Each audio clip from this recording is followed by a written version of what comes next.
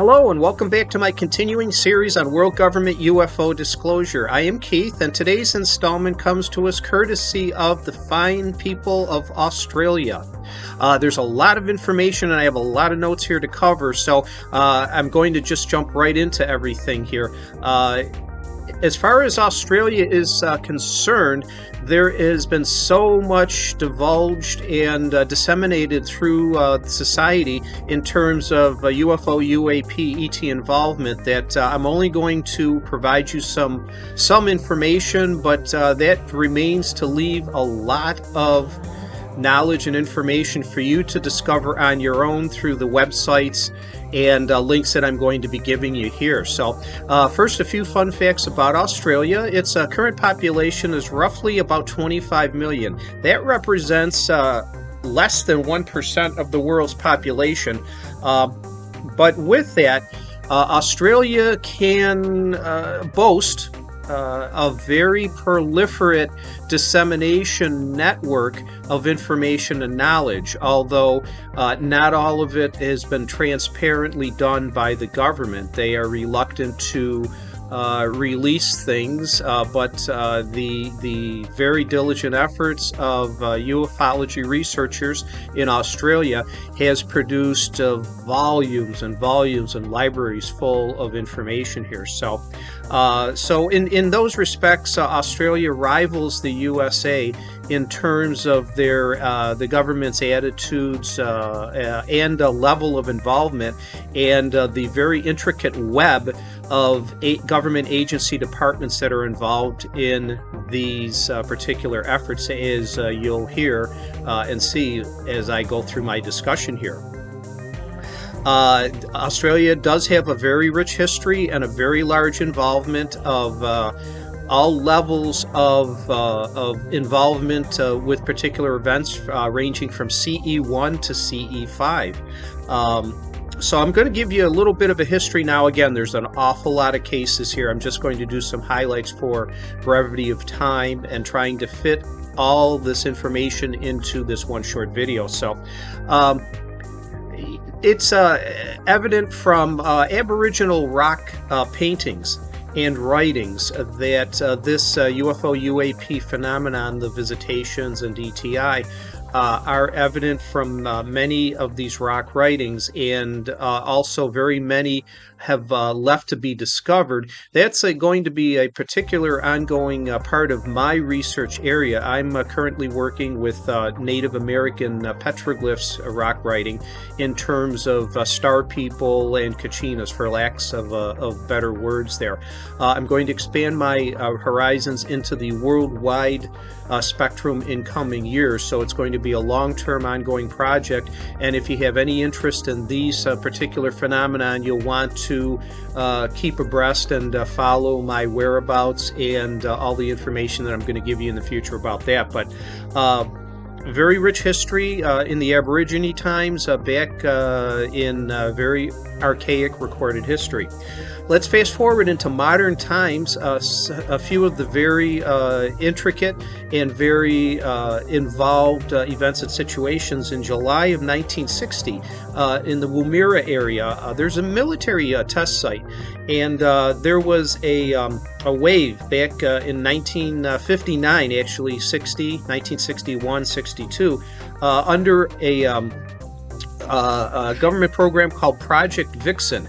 They were military nuclear testings, and there was a wave of UAP sightings over those 4 years. So fast forward a little bit, in 1966, January 19th to be exact, in Tully, Queensland area, a farmer, George Pedley, had noticed in behind his ranch house out in a rural farm swamp area a landed UAP that his dimensions he estimated was from 25 feet to 30 feet in diameter, 9 feet tall.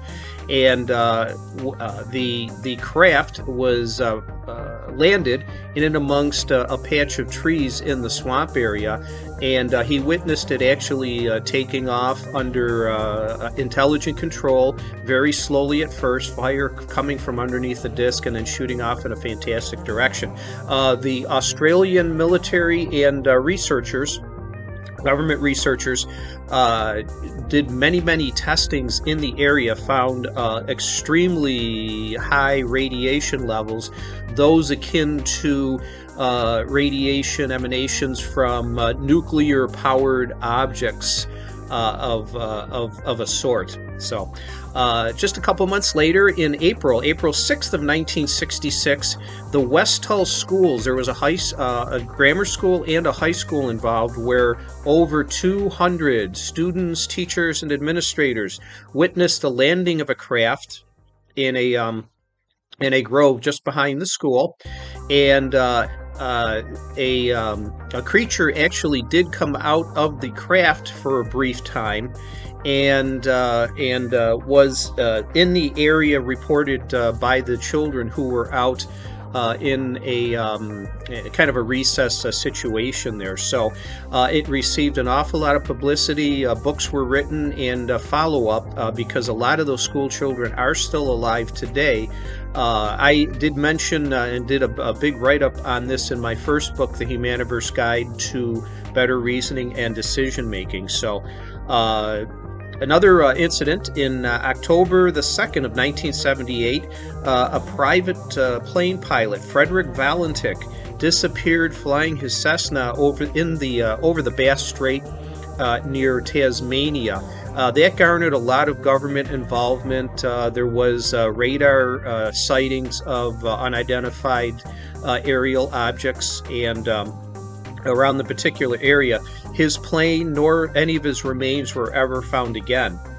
On July 23rd of 1992, although this incident involves a citizen named Peter Coury. Now, he had experienced quite a few events and situations himself, but this one most major incident involved contact with alien creatures in his house, in which he did obtain skin samples from them. Now, these skin samples were analyzed for DNA in a couple of years after that, and this DNA was found to be inconclusive in terms of the source being or attributed to human beings, DNA or biology or whatever. This incident was I also wrote up in my first book, Better Reasoning, Decision Making. But Bill Chalker did an entire book on this incident, and the title is called Hair of the Alien. If you are interested in pursuing the Peter Coury case, I suggest you either read my passage, or even as good, better yet, get a hold of Bill Chalker's book, Hair of the Alien. And on August 8th of 1993, another very seminal and important incident involved a citizen named Kelly Cahill and her husband. They were going to a party in the Dandenong Belgrave Mountain region, and they encountered and had actually a CE5 experience where they were actually taken aboard craft. Those of you, my listeners in the U.S., this is directly akin in every respect to the Betty and Barney Hill incident. So there was also a book written a few years later, the Kelly Cahill incident, called Encounter. So another great book if you want to find out more information about that. This has been ongoing as a little bit of a controversial case as to its accuracy and, shall I say, believability and correctness or whatever. But you'll want to read both my write-up in my book and then the 1996 Encounter book. But And one other incident I'd like to mention, seminal in the very extensive web of Australians' UAP history. And this is ongoing. This has been ongoing for many, many decades, actually. There's a section called Wycliffe Well. It's in the Northern Terrace, Alice Springs area. Tennant Creek is also a prominent landmark in that particular area. It's known as the Australian UFO capital, and it has been home to many, many hundreds and thousands of UAP sightings, events, CE1, CE2, CE3s, some CE4s. Now, this particular area, there is a military presence around there. Most prominently, there is a base called Pine Gap.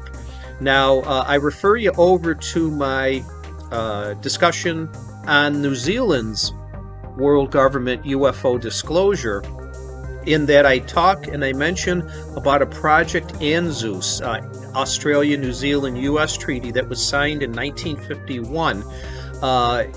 The Australia's involvement in this in a very prominent way centers around Pine Gap, which can be considered as at least a miniature version of the U.S.'s Area 51, and I will touch on Pine Gap a little bit later in this particular discussion here. So let me go into the long, extensive lists of contributors, significant contributors to the Australia UFO disclosure effort.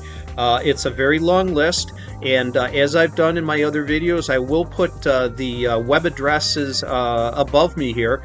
You can either write them down, or I will have them available on my Facebook page, The Humaniverse. I encourage you to surf over to there, and you can obtain the web addresses there. And like I mentioned, you can follow up. There's a treasure trove of information that the Australian ufology community and the general public have made available for your study. So let me jump into it. A few prominent people in Australia: Keith Basterfield. He runs a website called project1947.com. He has produced over the decades many catalogs. One of the later ones, the more interesting Australian UFO reports. So let me, I'll go on here. I'll mention some of the other contributors and then list the many Australian ufology groups and organizations that have existed since at least the late 1940s. Another very prominent contributor who maintains his status today, Bill Chalker. He runs a website called the Oz Files. And again, that's along the aspects of Keith Basterfield's. He has, in addition to writing many books, he has also produced, been seminal in getting the Australian government agencies to disclose information as they can. Other contributors include the Australian UFO Research Network, or acronym AUFORN. As I mentioned, Peter Curry and Bill Chalker, also Mary Rodwell of Close Encounter Research Network. She's been also a longtime decades contributor to the Australian effort, a very fine effort. Disclosure webpage, disclosurefreewebpage.org. Another contributor who has been on the scene for a couple of decades now, Jeff Renst. He has his own website, Renst.com. Ufologist Magazine has been another important contributor. Also, too, you've heard this in my other talks, some of these other organizations, the New4's Northern Ontario research network, New4s.com, has a very extensive write-up. Also, John Greenewald's The BlackVault.com has a very extensive archive on Australia. Also, too, the Australian government has been involved. The National Archives of Australia, naa.gov.au. UFOevidence.org is another prominent website, as is the MUFON, Mutual UFO Network of Australia, where Roger Stankovic and Mike Robinson are the national director and state directors, respectively. And well, let me then go through a quick list of the many organizations that have been in existence in Australia covering the UFO UAP effort. This kind of mirrors the extensive involvement of the U.S.'s activities and the many groups and communities that were involved.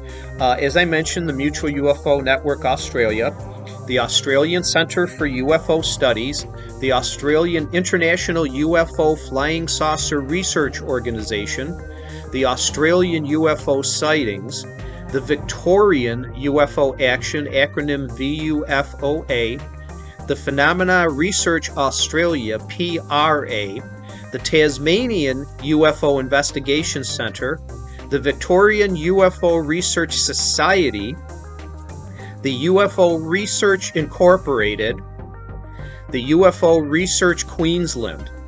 Just some of the very many organizations that most of them still currently exist and are currently active and operating. So, like I said, the moving now to the actual disclosure efforts and the government agencies that have become involved. Again, it is a very extensive web that exists in Australia, very many hands in the pie, so to speak, government agencies that are involved. Amongst them, the National Archives, the HDQ Air Command, the police, CIB, special branches of the Royal Australian Air Force, the DCA Director General, the Director of Naval Intelligence, various educational universities throughout Australia, the Royal Aeronautical Society, the Aeronautical and Meteorological Phenomena Research Organization, and the Minister for External Affairs. Those are just some of them. A few more that I'll mention here. There's a whole page of them. The Australian Security Intelligence Organisation, the Australian Transport Safety Bureau, the Bureau of Air Safety, the Bureau of Meteorology, the Commonwealth Investigation Section, the Defence Scientific and Technical Intelligence Agency, Director of Scientific Intelligence, Division of Radiophysics, Division of Meteorological Physics, Department of Air, DOA is its acronym, Department of Aviation, Department of External Affairs, Department of the Navy, Department of Supply, Department of Transport, Joint Intelligence Bureau, Meteorological Branch, the National Standards Laboratory, the Upper Atmosphere Section.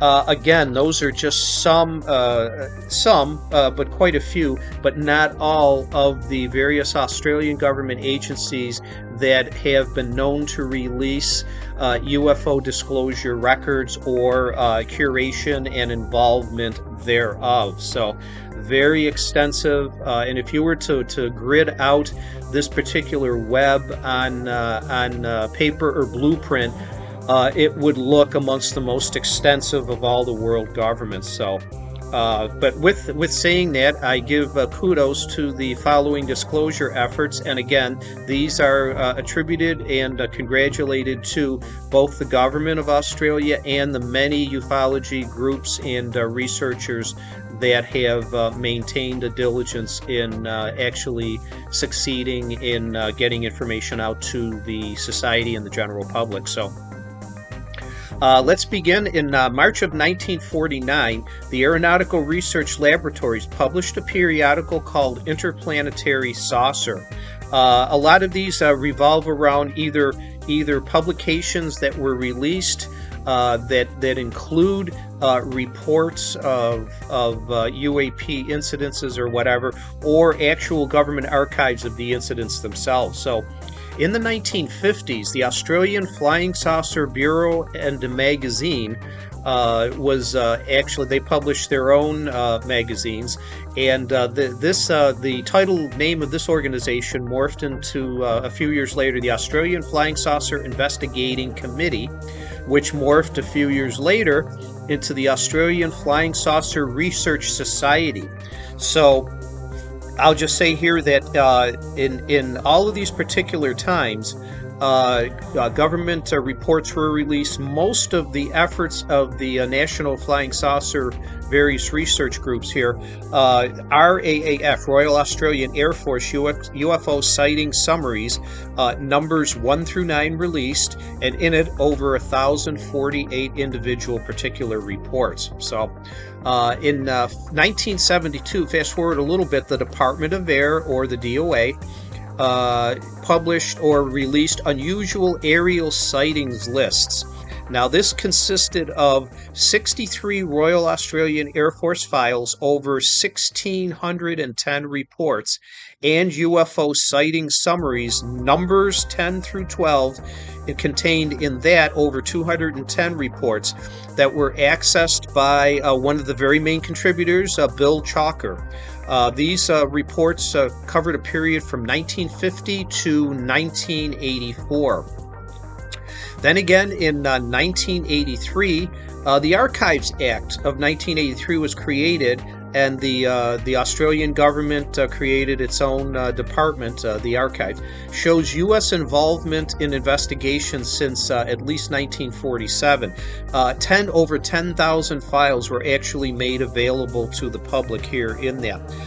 This was in 1991 is when the efforts and this particular act culminated in the release of over 10,000 files, mainly due to the efforts of another main contributor, Keith Basterfield.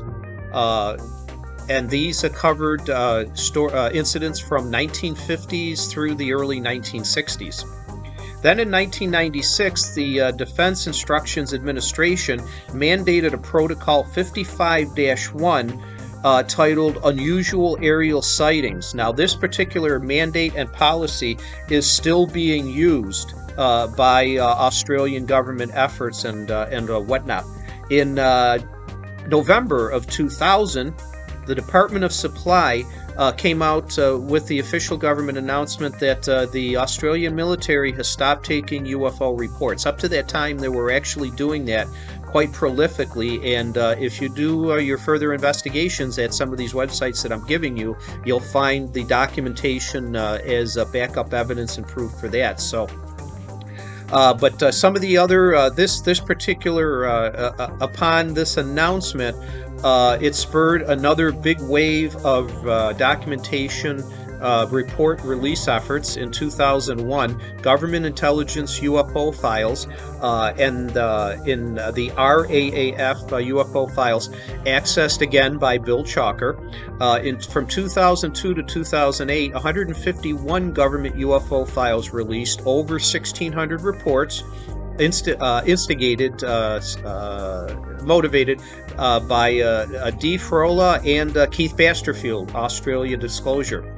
In 2003, the first government UFO files were released online by the government website National Archives. In May 2011, Freedom of Information applications to the Ministry of Defense produced another UFO report. There was a big incident back in 2011 where the government did come out and make an announcement that in 2011 that many UFO files were accidentally destroyed and irretrievable. I'll just leave it at that for you to do up for further follow-up investigations, particularly by yourself here. So, as I'll morph into the last segment of my particular discussion as time grows short in this video here, I mentioned at the beginning a treaty, an official pact made between the Australia government, New Zealand government, and the United States. It's called the ANZUS Treaty. It was created in 1951. Just curious that in 1951, any possible relationship between that particular treaty and the U.S.'s Nevada test base called Area 51. There's been long talk and folklore in history where the name Area 51 was derived from, while the ANZUS Treaty was actually created September 1st of 1951.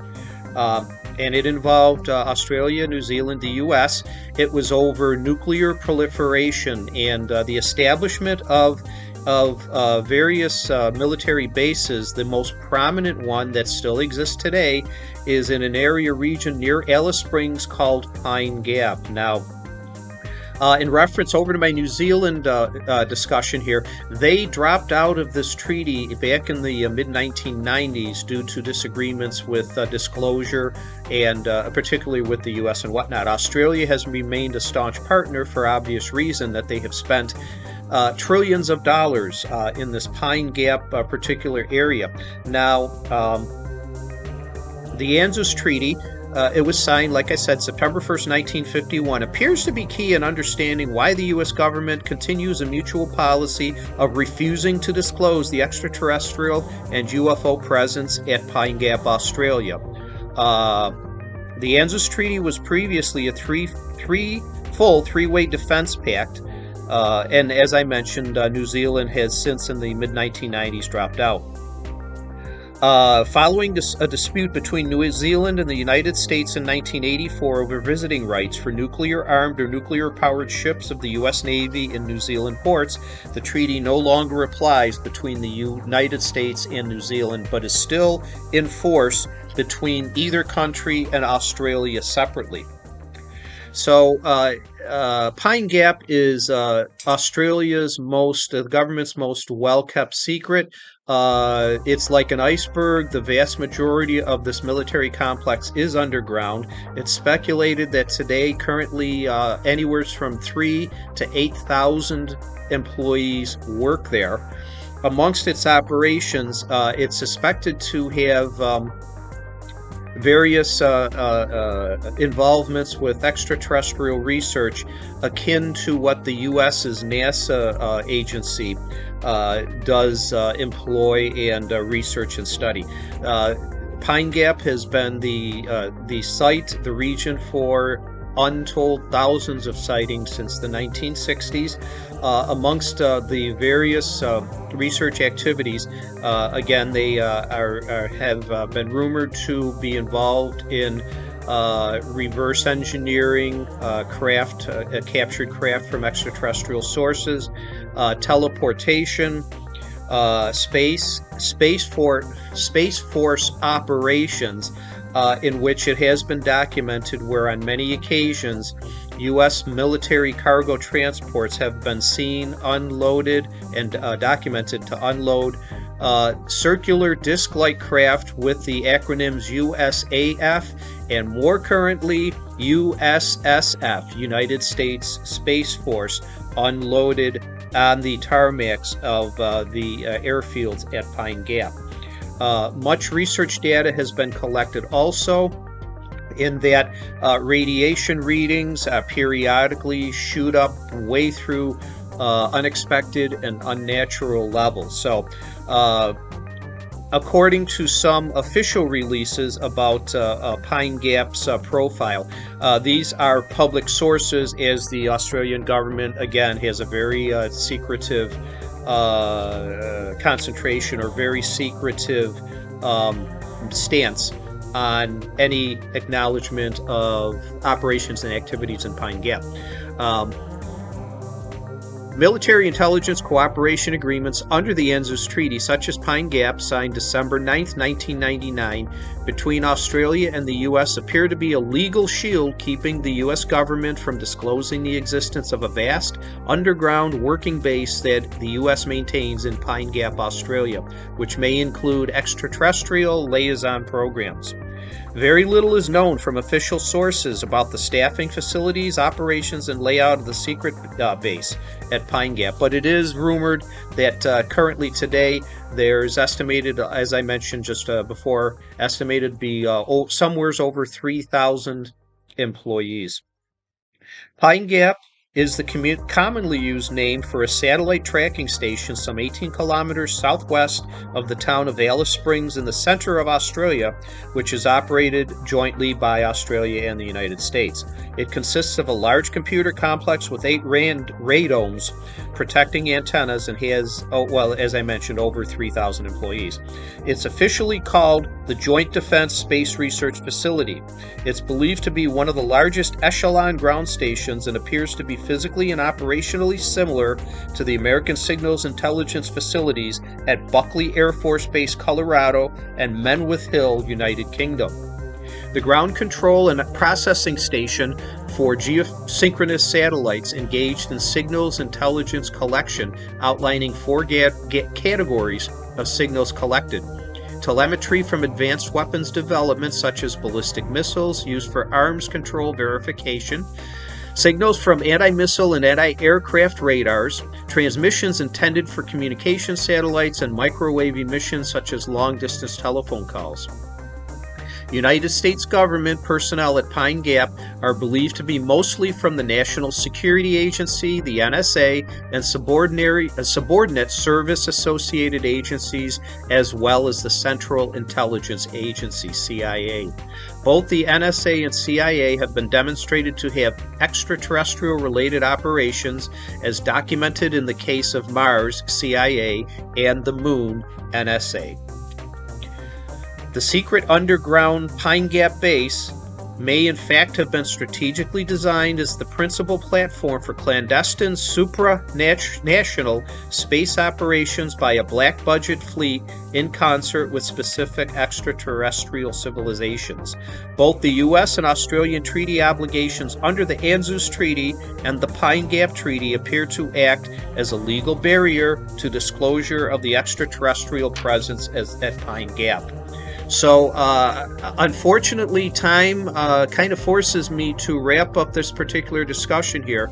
So, again, if you didn't catch some of the website links I provided for you here, go to my Facebook website, the Humaniverse, or Facebook page, the Humaniverse, to get those particular links there. You'll have a very, very good time and involved and studying, getting into some of these links and delving into some of the most representative extensional library of information ever disclosed and published by one government and one particular national ufology community. So with that, I'll sign off. Again, I'm Keith. Thank you for listening, and please tune into my other series on world government UFO disclosures. Thanks, and have a good day. Enjoy now. Bye.